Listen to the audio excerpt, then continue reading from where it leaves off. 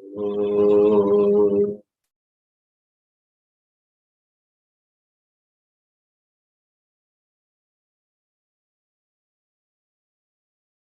Apyayantu mamangani Vākprānaśchakṣuśrotramatho balamindriyāni ca sarvāni sarvam brahma upanishadam maham brahma nirakuryam ma brahma nirakarot anirakaranamastu anirakaranam me astu tadatmani nirateya upanishadstu dharmaha te mayi santu Om Shanti Shanti Shanti.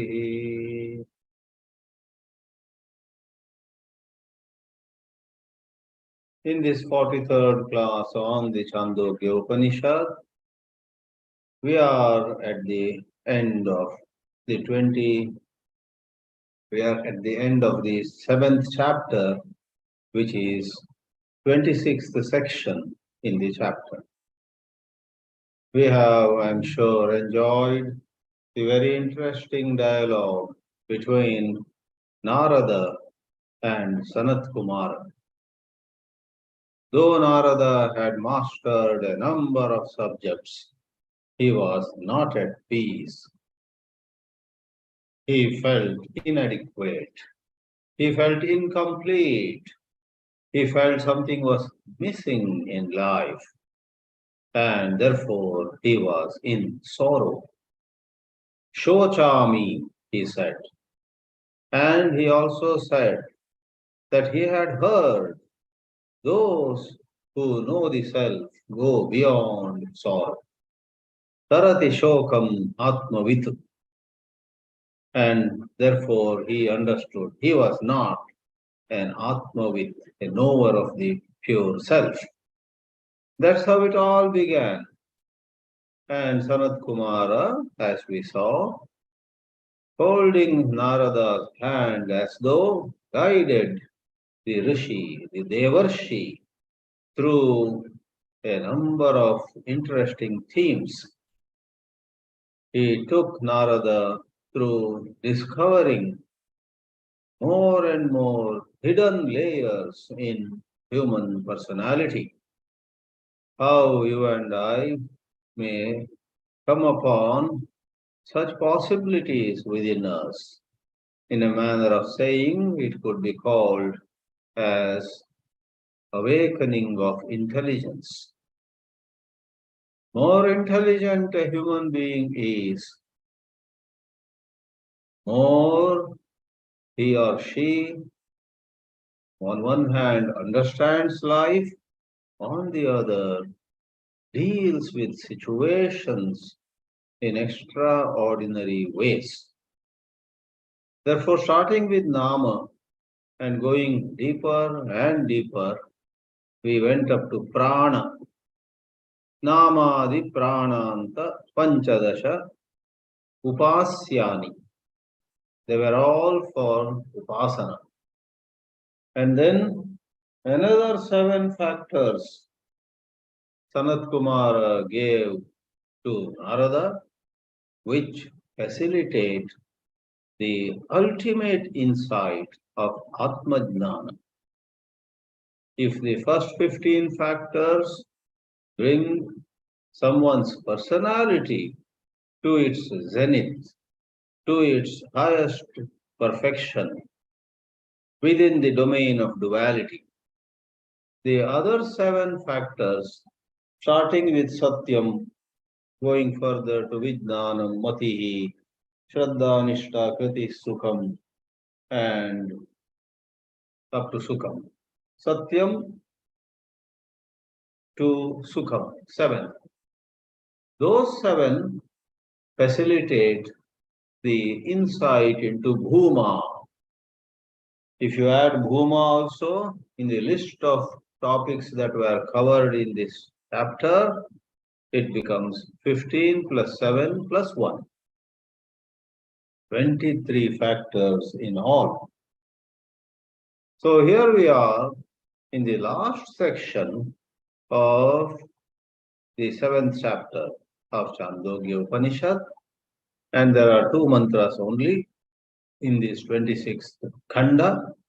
And though there are several things said here, we have chosen to highlight a particular statement which is of great importance in our day-to-day living, which can make our sadhana rise to higher and higher levels.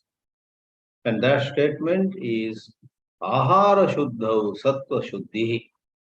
Let's take a look at the title slide for this session 43 of Chāndogya Upanishad on Chāndogya Upanishad. Let us say, and in this title slide, as once more I may say, we have highlighted a particular statement. I am not saying this is the essence of the 2 mantras of this 26th khanda, but among several pointers, several interesting remarks, several comments, several great observations by Sanat-kumāra, this seems to be very, very important. It stands out, though it does not represent the essence of other points given there. Ahara Shuddhau Sattva Shuddhihi. Mind what you take in. We have translated it more in line with how Adi Shankaracharya interprets ahara. Rather than what you eat or what you drink, Acharya Shankara tells us it is what you receive, perceive through all the sense organs. What you see, what you hear, what you touch, what you smell, what you taste. Through the 5 sense organs, Shrotram, Chakshuhu, Sparshanancha, Rasanam, Ghranam-evacha, Sri Krishna would put it in the 15th chapter. Through those 5, we receive a lot of stimuli. And we will see the line in the Shankara Bhashya very soon. Adi Shankara says, Ahara Shuddhi is not just taking care about what you see.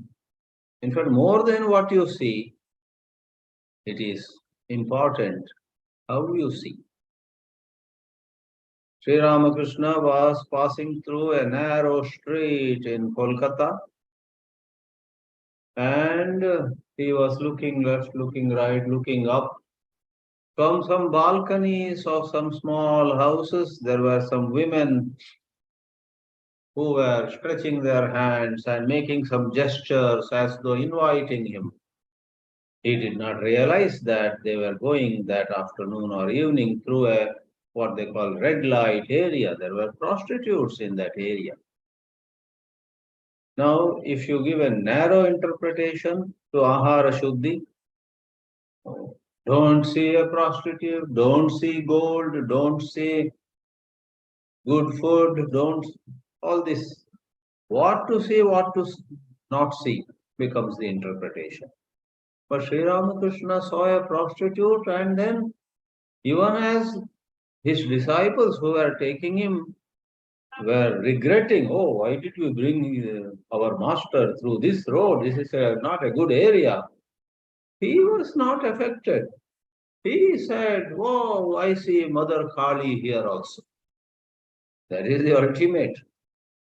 And Adi Shankara says in his Bhashya that if we see things, good or bad, beautiful or ugly, morally sound or morally unacceptable, whatever, if we see without likes and dislikes, without ragadvesha, we notice, and we are not attracted to some temptation, we are not repelled by some provocation, we move on.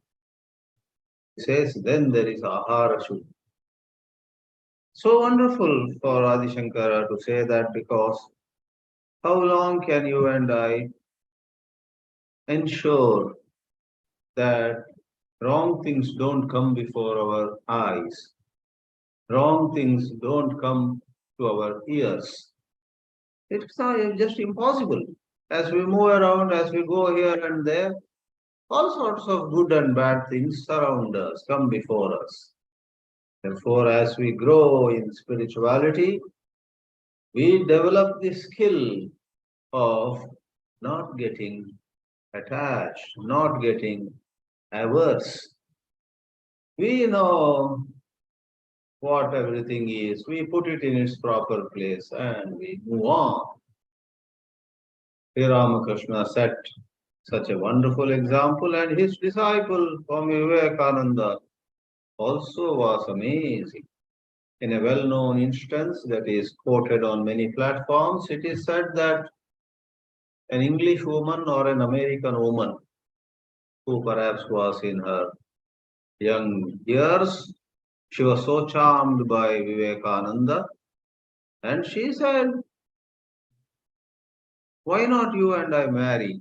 Some such thing. And Vivekananda said, "Why do you have to marry?" He had something, some justification. It will be very nice. You are intelligent, I am also intelligent, or whatever. Then he said, in India, we look at women, monks look at all women as mothers.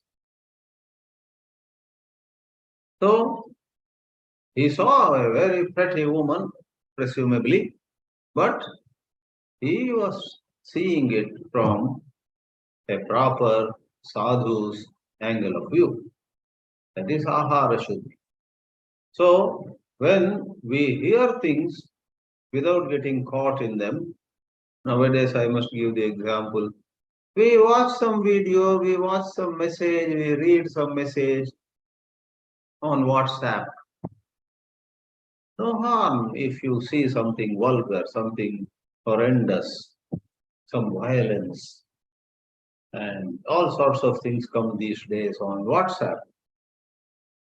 In a second, we need to see this is worthless, you just delete it. Or for some reason, even if you watch it for 30 seconds,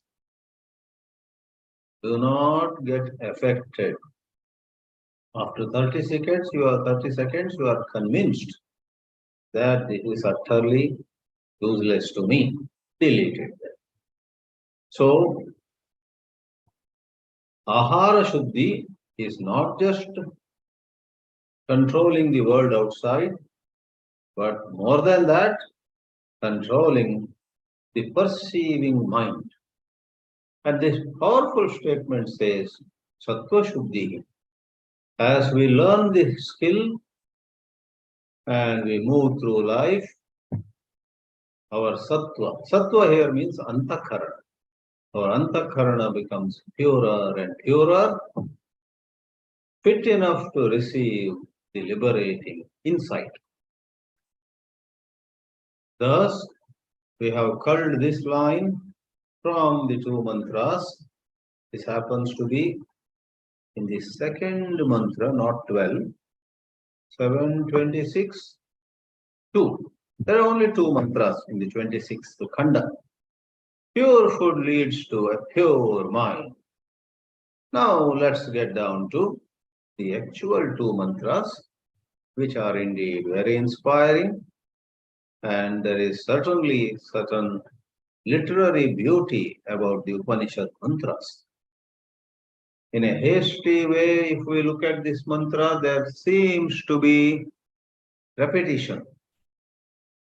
But if you are a bit thoughtful, that repetition is deliberate to bring a certain emphasis on how everything is understood on the highest plateau to be coming from the Atma, going back into the Atma. There is no new topic in this 26th khanda with reference to someone who has deeply understood, clearly understood Bhuma, Brahma, Sat. It is said of that person there comes about such an understanding where she or he realizes the entire universe of names and forms rises in the self and subsides in the self. Everything is in me. There is nothing other than me, provided you understand me in a proper way. You are no more the body. You are no more the personality. You are no more less than anyone or more than anyone. You are the one in all. You are everywhere. You are anywhere. Such a Vidwan or feminine Vidushi is described. Tasya hava etasya. To such a man. Such a man means what? Who? Evam pashyataha. Who has this way of seeing? He sees non-duality. As a verse in 13th chapter of Gita says, he who sees the indestructible amidst things that are perishing alone sees, others do not see. Vinashyatsu avinashyantam yap pashyati sapashyati. Evam pashyata. So someone sees the all-pervasive truth which alone is real and everything else apparently shown or seen over there. Evam manvanasya. He is in constant manana, contemplation. Evam vijanatah. He is constantly coming back to the right vijnana. Evam vijanatah. To such a person, now the list of entire 15 factors is given. That's where I said, somebody hurriedly may say, what is the need of repeating all these? One could have just said all the 15 factors from Anna to, or what is that, from Nama to Prana. No. Sometimes there is poetic beauty and there is a greater effectiveness in communication. To such a person of that highest understanding, Atmataha Pranaha, the deepest or the most supreme among the 15 within the frame of duality was Prana. And before one realizes Bhuma, Prana seems to have its own glory, its own Mahima. It seems to arise from somewhere, some source other than one's own pure self. One would not imagine that this great Prana that is far above the other 14 factors is within oneself. One would say, no, no, no, not in me. I am trying to realize Prana. But now upon realizing Bhuma, Atmataha. Atmataha means from the Atma.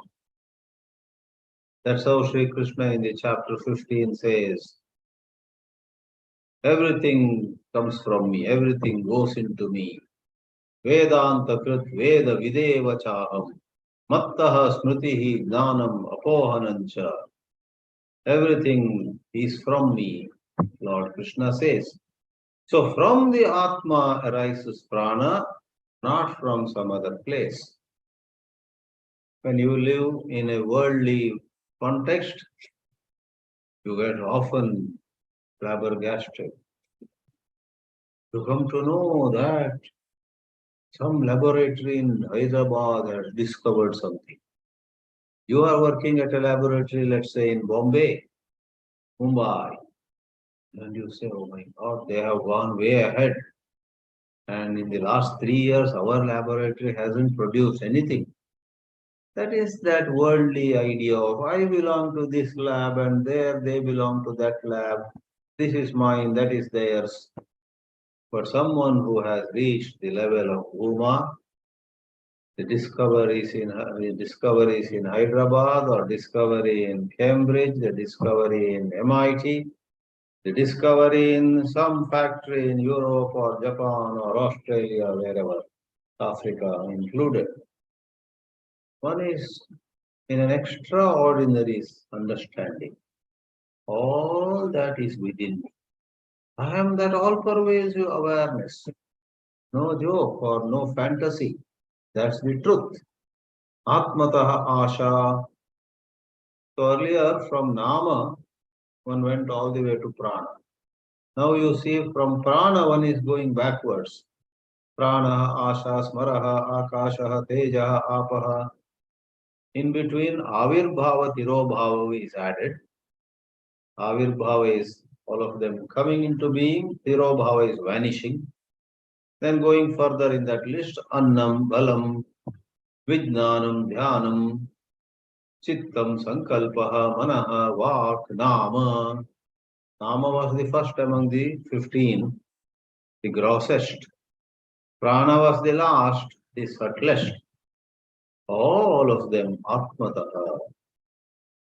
Therefore, Mayeva Sakalam Jatam, Vedanta Prakarana Granthas say, from me everything is born, into me everything goes. One is Avirbhava Tirobhava, manifestation and disappearance. And this mantra adds something else at the end of this mantra. Mantraha, Atmataha Mantraha, Atmataha Karmani. For, after all, the Upanishads are situated within the Vedas. And quantity-wise, 90% of the Veda mantras are concerned with mantras and karma. Therefore, the Karma Kanda says every Veda mantra is meant for some karma only. Amnayasya Kriyartatvat is a Jaimini Sutra, not a Brahma Sutra. As you know, the Vedantas were systematized by Veda Vyasa, and he gave some 555 sutras, aphorisms. They are all about Vedanta, Upanishads. That is called Brahma Sutra. And his own senior disciple, Jaimini, took the task of examining entire Karma Kanda, and he was so passionate about it.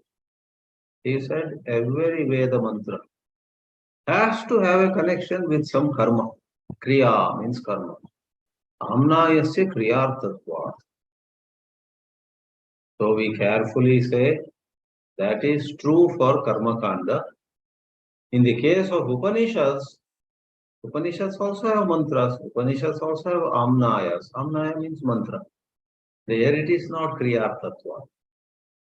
Upanishad mantraha kriyarthaha naiva bhavanti. There is nothing to be done following understanding in Upanishad mantra. It's not about doing, it is about seeing. Therefore, if one were to make a similar statement, similar to what Jaimini said, now we want to make a statement about Upanishads. We will have to say, Amnayasya Nanartatva. You just understand, there the matter ends.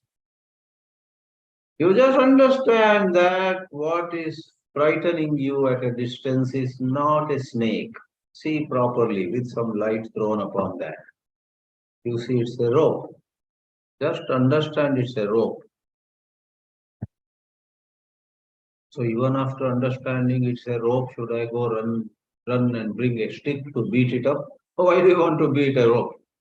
If it were a snake, you might wanted to chase it away. It's a poor rope, harmless. Therefore, leave alone Vedanta or Brahmajnana.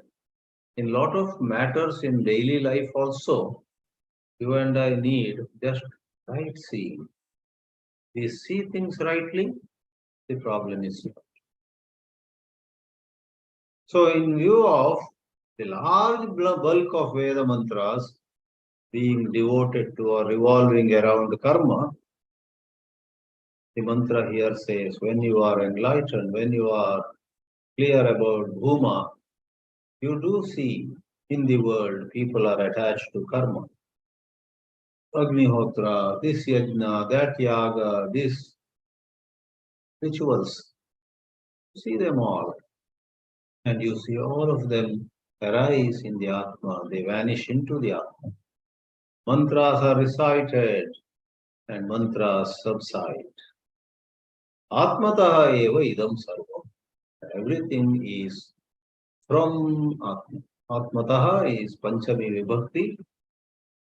Like we say, Vrikshasya Shakhayaha Phalani Patanti. Fruits fall from the branch of a tree. From. So Atmataha came so many times here. After this, we'll see in the last mantra, then we'll see bits and pieces of Shankara Bhashya. The last slide, or now of course there's an English translation, let's read it quickly. The English translation by Swami Gambhirananda goes, of that man, when we say man, of course it could be a woman too. There's a limitation of languages. There is no word. I'm reading some book by a Western author these days, and she says, as far as possible, I avoid singular itself. And she, to avoid this problem of he, she, uses the pronoun we or you.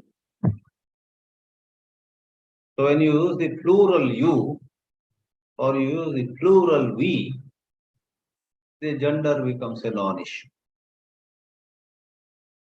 I too sometimes take the liberty to translate a Sanskrit shloka using first person plural.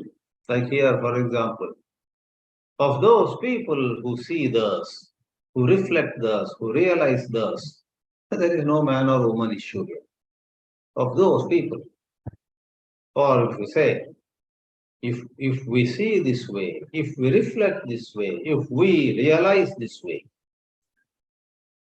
nobody would get embarrassed. Why is it so male dominated and so on? So let's not bring that topic. With due respect, it has its own place. So the old translation goes literally, because in the Mula Mantra, masculine gender is used. Evam pashyataha. If it were feminine, evam pashyantyaha.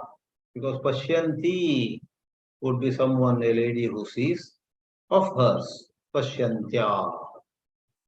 The vital force springs from the self, the hope springs from the self, memory springs from the self, space springs from the self. So prana and asha and smaraha and akasha and tejaha, apaha, right? Annam, balam, vijnanam, dhyanam, chittam, sankalpaha, manaha, vak, nama, all of them, karmani, and then mantra, all spring from the self. And the second mantra, which is the last mantra of the 7th chapter, has some practical tips for you and me in our sadhana. That is where ahara shuddha sattva shuddhi appears. Tadesha shlokaha says the mantra. Here comes a verse. Na pashyo mrityum pashyati, na rogam, na uta dukkhatam. This is not just philosophy to talk about over a cup of tea and then otherwise suffer in life as ever before. No. If this you realize, Vedanta is meant for realization, not just for memorizing and giving discourses. You must become a Pashya. Pashyaha means the scholar, the scholarly lady or man who not only got a certain intellectual grasp but internalized it and understood it. Pashyati. Sapashyaha mrityum na pashyati. They, such people who have realized bhūma, do not see death in their life. There is no death. Na rogam, there is no disease. Na uta dukkhatam, there is no suffering.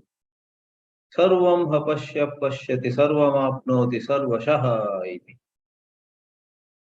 So the scholar, the insightful Vedanta scholar, not just someone who memorizes mantras, that insightful Vedanta scholar sees everything, attains everything, and finds everything as arising in oneself and subsiding in oneself. Before creation, he is that Brahman with no duality at all. That is the Ekada Bhavati. And once creation takes place, Tridha Bhavati. At a certain stage, 3. Panchada, 5. Saptada, 7. Navadha. Navadha, by adding dha, it means ninefold in 9 ways. Punascha, Ekadasha, maybe 11 ways. Shatancha, 100 ways. Dashacha, 10 ways. Ekascha. Creation, then dissolution. As there is more and more levels of creation, multiplicity is the result. As there is more and more of samhara, multiplicity dissolves into again unity. So ekascha, sahasranicha, yeah, it can be 1,000 at certain stage of creation or evolution, or it can be just 20, vimshati. So broadly, this portion means unity to plurality and plurality to unity keeps happening. The tamasha, the show goes on. But the Vidwan knows, I have no change in me. Then it is said, the famous statement, ahara shuddha sattva shuddhi. And whenever sattva, which means antakarana, is purified, sattva shuddha, the 7th case, that's the meaning of when that happens. Sattva shuddha satyam dhruva smriti. You and I have heard so many pravachans. In a way, we know a lot of things. But alas, at a testing time, we forget.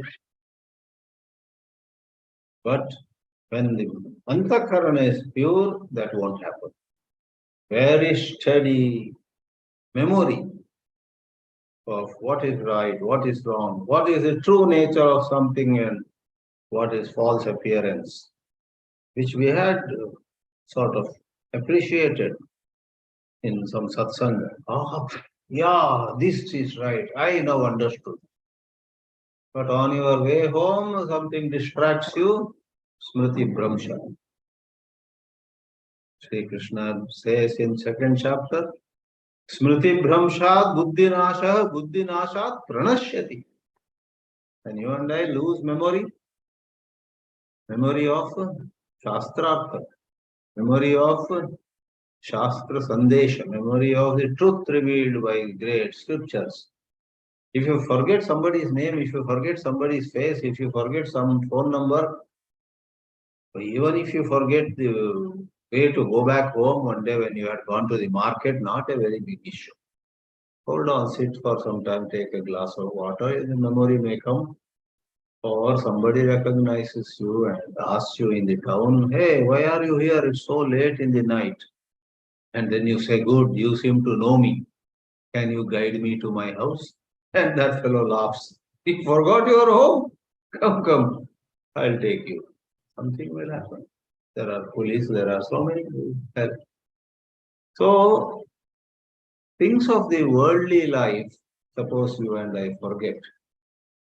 Like we speakers also suppose forget a shloka, forget a mantra, forget some, name, forget some details of a story.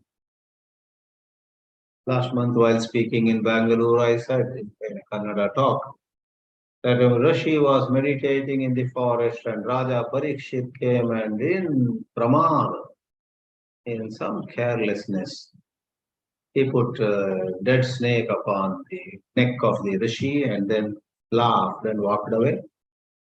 And when later on the Rishi woke up or got up from Samadhi, I said he cursed the king, may he die in 7 days. So my friend Ranganath was listening very carefully, sitting in the front row. He doesn't know much Vedanta, but the story he knew because he has heard a lot of Bhagavatam. So while taking me back home, He said, Swamiji, if you don't mind, you had narrated the story slightly wrongly. I said, what happened? The Rishi did not curse Parikshit. The Rishi's son could not tolerate whatever the king had done to his father. The Rishi was compassionate. The Rishi himself was forgiving. Rishi himself said, it's okay, it's okay. The king, in some moment of tiredness and some moment of distraction, did that, you forgive him. The son of the Rishi said, no way. He may be the king, he may be the emperor at Hastinapura, he may be the grandson or great-grandson of Pandavas, whatever. But if he has done this, it's a sin. And it is the son of the Rishi who cursed. Ranganath clarified. Oh, yes, yes, I said. But I will tell you, for speakers also, if they know all the names or the story in finest detail, it's very good. But suppose they sometimes make a mistake, it's okay. What is more important, Smriti, is speakers, spiritual teachers, you and I on the path have to remember what is dharma and what is adharma. Information is not so important. It has a place in the whole scheme of things. But what is more important is a certain alertness with regard to what we may do, what we may not, what we may say, what we may not say, even on the thought level, what thought we may entertain and encourage within ourselves, and what thought we must just throw away the moment it arises in us. With respect to that, we need to have smriti. And that excellent smriti rising at the right time and protecting us from adharma comes to us. Such smriti comes to us if there is ahara shuddhi. Smriti lambhe sarva granthinam vipramokshaha. Granthi is literally a knot, K-N-O-T, a knot. The knot are nothing but avidya, vidya janita vasanaha, and kama, desires. They are called granthi. All of you have studied Chāndogya Upanishad. Vidyate hridaya granthi, chidyante sarva samshayaha, kshiyante chasya karmani, tasmin drishte paravare. Granthi. Sarva granthinam vipramoksha. All the knots in your bosom get loosened and get thrown. Tasmai mridita kashayaya, tasmai Nāradāya. To that Nārada who through all this interaction came upon a heightened state of awareness. His kashaya, his impurities, mridita, were as though powdered, as though rubbed and thrown away. Tamasa param darsheti Bhagavan Sanat-kumāra. The young Rishi, the ever young Rishi, Sanat-kumāra, who is called Bhagavan here, O most revered Lord, shows to Nārada the other shore beyond all darkness. We call the Sanat-kumāra Skanda. Shankara Bhashya does not explain, and I searched, even the notes by some scholarly translators also do not explain what Skanda means here. Therefore I said, Apte dictionaryam sharanam gacchami. So I checked in Apte dictionary, there also no etymology as such, a little bit is given, not much useful. But the verbal root skand, Vaman Shivaram Apte says, means to leap, to jump. So Bhagavan Sanat-kumāra was someone who had leapt, who had jumped, who had gone way ahead to realize bhūma, skandate iti skandaha, one who leaps, not going slow and getting stuck everywhere here and there. And he helps Nārada also to take the quantum leap from duality to non-duality, from sorrow to lasting happiness, from bondage to freedom. Therefore, Sanat-kumāra is called Skanda. Āchakshate means Vadanti. Wise people call Sanat-kumāra, who came out with such a scintillating discourse, Skanda. And to indicate the end of the whole chapter, Tam skanda iti āchakshate, tam skandaha iti āchakshate. Said twice. Viruktihi adhyaya samapti suchanartha. Suchanartha, you'll have to say. Viruktihi adhyaya samapti suchanartha. So now we go to a few points worth referring to or worth mentioning from Shankara's commentary. So pretty much I have said it in the by way of explaining these things. Let me see here. Couple of things I marked while going through it. Yeah. Shankara says, commenting on the first of the two mantras here, Praksadatma Vijnanat, before one realized the supreme pure self, one's own pure self, Swatmanaha Sataha Anyasmat, from a source other than the pure self, a student would have imagined prana and other things rising. Student, even if he is pretty advanced but not enlightened, would imagine prana or vijnana or tejaha or apaha or sankalpaha or manaha, all those 15. They arise from some divine source, not from me, Baba, not from inside me. I am nowhere here, Rama Rama. So one keeps a distance. Whereas later, Sadatma Vijnanetu Sati, when there is this final illumination, Swatmataha eva samvrittau iti janati. He understands. That way, all other transactions, not just things, but transactions. That's one point. Makes a distinction. Yada pashyaha pashyati. Pashya is explained by Adi Shankara in no uncertain terms. Yathokta darshi vidwan. Therefore, as I had said, vidwan, one who sees bhūma as it is. Masculine is used, if you want feminine, Yathokta darshini vidushi. And that's how the illumined one does not see sorrow, does not see death, does not see ailment, does not see any other form of suffering. Then comes the second mantra and the important line, this ahara shuddhi. That's what we especially have to see carefully. Ahriyate iti aharaha, he gives etymology. See, harati is take away. Passive voice of it is hriyate. Basava takes a bucket of water away. Basavaha harati. Basavena hriyate. So why Basava? The bucket of water is carried. Passive voice. Right? So, ahriyate. Led in, taken in. And then quickly Acharya Shankara says, we are not talking about food or drink. Shabdadi Vishaya Vijnanam Bhoktuhu Bhogaya Ahriyate. Every day from the time we are up until we hit the bed again at night, we are taking in not just rice or wheat, vegetables or dal.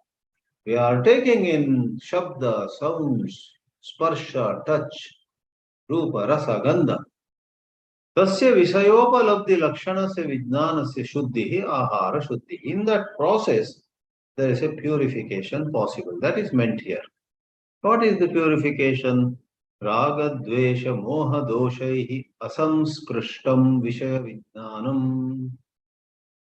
Watch anything, hear anything, see anything, touch anything.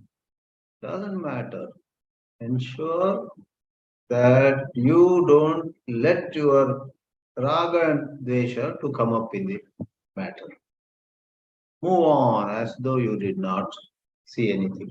That is, it should not register, it should not leave a mark.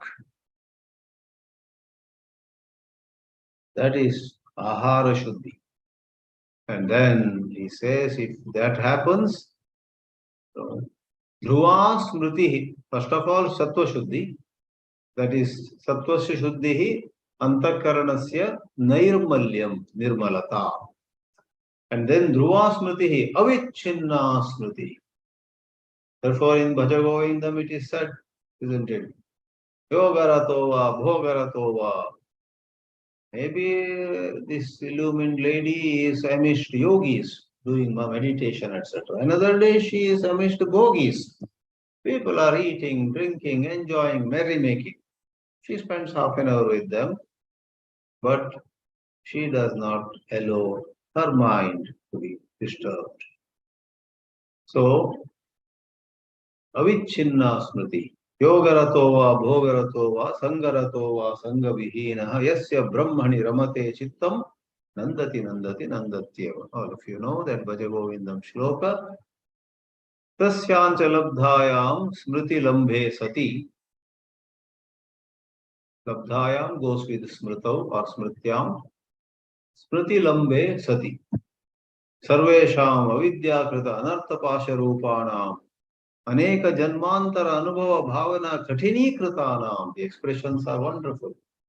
You and I have so many conditionings, and don't blame what happened in this life for them. It has been accumulated over many lives. Therefore, aneka janmantara anubhava bhavana katini kritanam hridayashrayanam granthinam. They are poetically called knots. Oh, to untie those knots is a Himalayan task. Therefore, do satsang. Therefore, apply your mind to Vedanta. Therefore, be regular in the study. Granthinam vipramoksha visheshena pramokshanam vinasha bhavati. Yataha etad uttarottaram yatoktam ahara shuddhi moolam tasmat sakarya ityartha. Therefore, of course, where possible, don't even see vulgar things.